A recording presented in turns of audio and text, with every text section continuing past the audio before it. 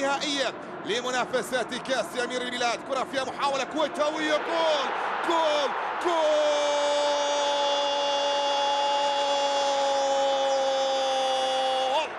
العميد ثبت أركان المدرج، العميد هز أركان الكويت، العميد من البداية كرة عن طريق من؟ عن طريق هداف في المسابقة ياسين الصالحي يسجل، ومبكرا يصالح جماهير العميد الكويتاوي بكرة في الدقيقة الثالثة.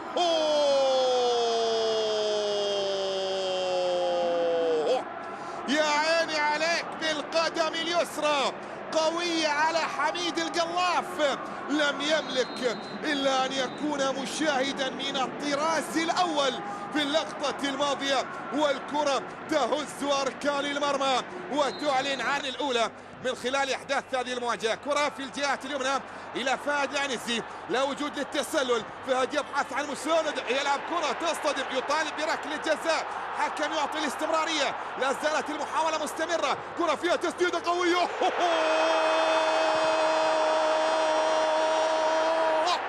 عميد الاستحالة، وعن طريق المستحيل القادم في كرة الكويت.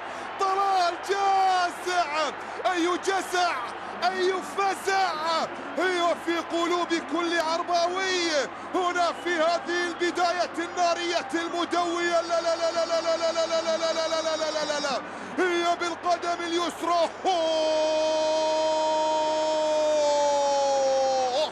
طلال لا يريد البكاء على الأطلال، يسجل جازع. الله عليك يا ولد، الله عليك يا ولد، هي بوم بالقدم اليسرى وفي شباك حميد القلاف.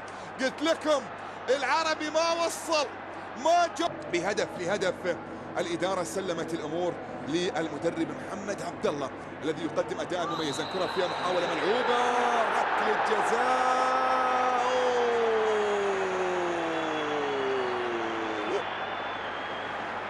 ركلة جزاء، ومحمد البذالي يحصل على بطاقة صفراء في اللقطة الماضية. أكبر المتشائمين لم يكن يتوقع هذا السيناريو بالنسبة للنادي العربي، وأكبر المتفائلين لم يكن يتوقع هذا السيناريو بالنسبة للكويت.